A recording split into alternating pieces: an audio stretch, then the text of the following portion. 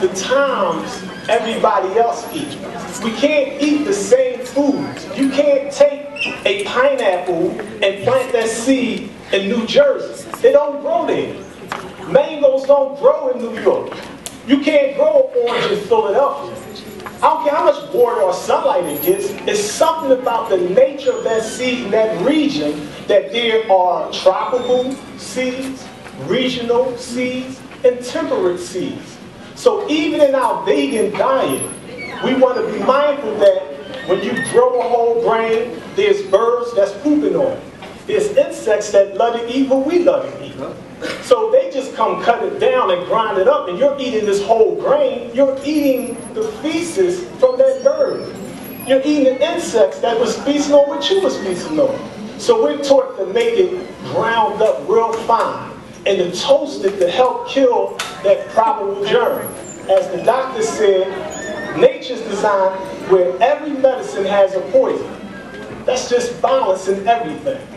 So we're taught to eat that 1 meal a day. We don't teach that you come in and you go from 3 meals a day to 1 meal. We don't believe in commit acts of violence on ourselves. But what we do is we say, okay, if you're eating 3 meals a day and snacks in between, modify your mathematics. The creator adds and multiplies, the enemy divides and subtracts. So you want to balance it out and say, okay, I was on 3 meals a day, let me break down to 2.5.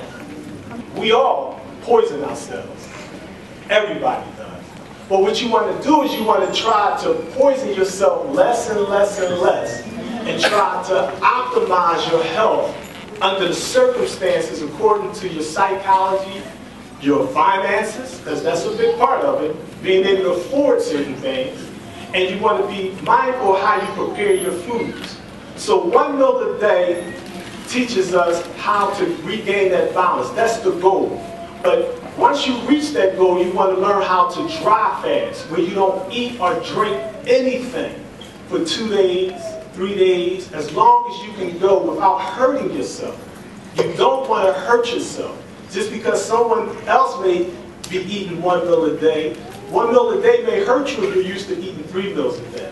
So you want to try to systematically break it down and wean yourself off of certain poisons. Just like any drug and alcohol, the food is a poison too. And we got to wean ourselves off these poisonous foods because 70% of our people are overweight and 1/3 is obese. And we're dying each and every single minute in the wilderness of North America. Yes, peace. Peace. Thank you, beloved. Thank you. Thank you. Thank you all for being there Yes. to answer our questions. Love Dr. Africa. Yes. I'm one of the students. When you spoke about not taking in food, I can understand that. Over a period of time, how do you get your system to eliminate properly if you're not taking anything in? Now, sometimes you do not taking in food, but are you eliminating water as well? Because what is it going to use to push it out? Because the cells and the tissues and things are still offloading. So what are we to use to help the body do elimination? Okay, that's what Prime Minister Ali. Is that what? Because I know he made the statement. He was speaking on that, but whoever wants to answer it is fine. Okay. All right. So we'll give it to 2 people. All right. Prime Minister Ali, Bilal will let you answer, and then we'll throw it to Mr. Enqi. Yes. Basically, the fasting part, fasting historically and scientifically has been done for spiritual as well as medicinal reasons, meaning that fish, insects, animals, birds all fast. But when they fast, what they do is you'll notice like a dog or a cat pet, for example, you'll notice sometimes they won't eat. I mean, what's usually happening is the body has too much of something and it's trying to eliminate something. So even though it makes like one of the myths that Europeans teach is that, I heard this personally, that if you don't drink water for 3 days, you would physically die. Right. I went a week without drinking water or eating and was able to do 1,000 push-ups straight. I mean, you know, so when you eat 3 meals a day, your body gets used to that. But what happens is, when you don't drink water in this liquid form, just breathing air, understanding how the body operates, the body has water retention. The body has excessive food in the large intestines. So when you're fasting, even though it may seem like the body is being deprived of something, what's really happening is you're giving the body the opportunity to rest, to get rid of all of the excess. Because sometimes the body, when we eat things like breakfast, then lunch, and then dinner, in the 24-hour period, we don't give the body a chance to rest, so fasting is that resting period. I understand it, but that was my question. What's your My question is, how do you get the system to eliminate? How are you having those bowel movements during that period of time?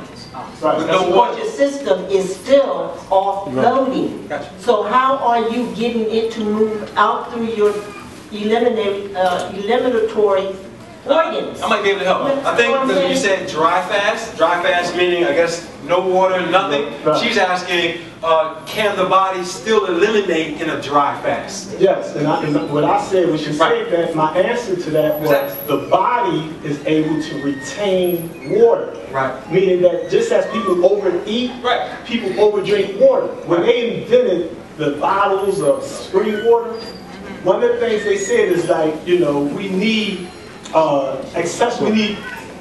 excessive amounts of water in the human body. Right. But all of their rationale was based on 3 meals a day. Right. So when it comes to food, it's not just that they say we need extra food. They say we need extra water to stay hydrated. Gotcha. So you'll see people's faces bloated because they have too much water in their body. So even when you don't take that excess of water in, you'll see that the body will still urinate.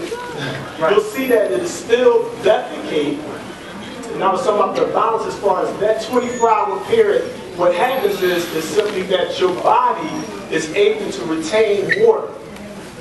So basically what I'm saying to my sister is that your body is able to still function because it has too much water in it. So fasting, dry fasting, is the time to get that excessive water out of the body. Beautiful, beautiful, God. Thank you. Brother MInister Enqi? Yeah, also, the prerequisite to fasting, at least from my perspective, whenever I deal with any of my personal clients, because I don't recommend people to jump on any type of fast out the gate. Fasting is detrimental to people long term when you just jump on fast. You just went from eating cheeseburgers to following Oprah, and now you just have lemons and maple syrup. Like, that's too much of a shock for your body.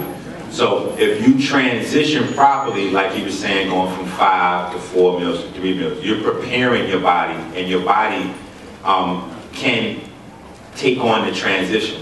The second thing is we have what's called a peristaltic wave, which actually is the electromagnetic force that moves things from our mouth to our colon.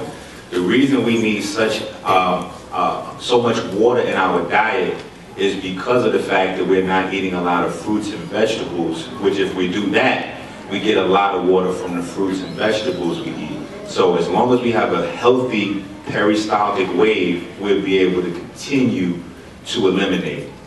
So I think a lot of the thing is preparation, and then also fruits and vegetable content that will help us to continue to be able to eliminate during the fast. Question is birth control. A lot of women opt to use birth control to say, whatever. What are some of the adverse ramifications of birth control? Socially, mentally, biologically? Is that a good thing? And, can you elaborate on birth control? I mean, that sounds like a philosophical question where I have to insert my opinion. That's fine. That's fine. I mean, birth control, that's just a natural concept. And I hesitate to speak. Synthetic birth control, excuse me. Synthetic birth control, I think you mean like Depo-Provera and intrauterine devices and things like that. I mean, a lot of them, what they do is they create a hostile environment internally so that the semen cannot implant itself. And you know, you can't conceive, basically. So the question is, do you want to create a hostile internal environment for yourself? Like, what are the effects of that for you, for your body, physically, mentally, spiritually? Again, that's a matter of opinion, what people choose to do. If birth control is an issue, there are natural ways to approach it. And a lot of it is that women, generally I find, do not understand their body. They can even tell you what their cervix is and the distinction of it and your uterus. So women need, in general, to understand their own reproductive system and pay attention to their cycle, like the sister was just saying.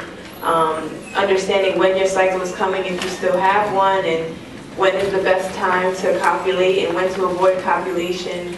They call it the rhythm method. There are also certain symptoms associated with ovulation. Your cervix gets really slippery. You also have an increased desire to have sex. That's a good indication that you could get pregnant at that time. So natural birth control is what I would endorse in terms of just understanding your own rhythm and cycle and planning appropriately with your partner. But as far as IUDs and Depo-Provera and cervical caps and diaphragms, I think that's a personal decision that I hesitate to speak too much on. But I personally would say that that's not the wisest choice to prevent conception. Thank you, beautiful, beautiful. Last question that I'm going to ask, and we'll move to the audience, is for Brother Jelani, and this is on economics and health. A lot of people, you know, when they come to me for nutritional counseling, they say, well, Brother Ali, I don't think I can afford to eat better.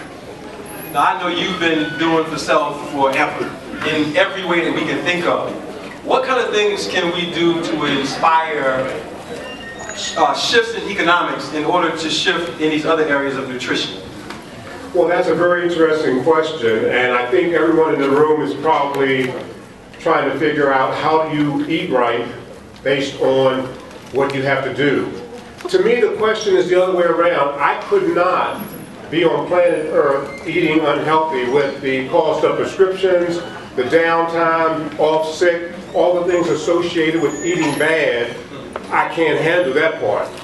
Whatever the money is, and to me, when I see these baskets full of steaks and turkeys and chickens and you name it, what I'm trying to figure out is how these people can afford that. You know, when my basket gets to the register, between what I am not growing and what I'm buying, that's a very small thing. And so to me, it's not even a question of trying to figure out how to eat healthy. It's the other way around. We have to put all this stuff down. You look at these baskets full of sodas and potato chips, and see, I would have to go get a job. I haven't had a job since I was 22 years old. Come on, I can't afford. I don't want to have to go back to work to eat. You know, I want to keep eating healthy, no medication, no days off, and I'm safe. So I think that's the biggest misconception about eating healthy is the cost. It's cheaper all the way around eating right and also feeling good. That's right. So don't let anybody talk you into believing that there's no way you can survive eating healthy. That's the biggest excuse I've ever heard. As black people, we need to turn that around.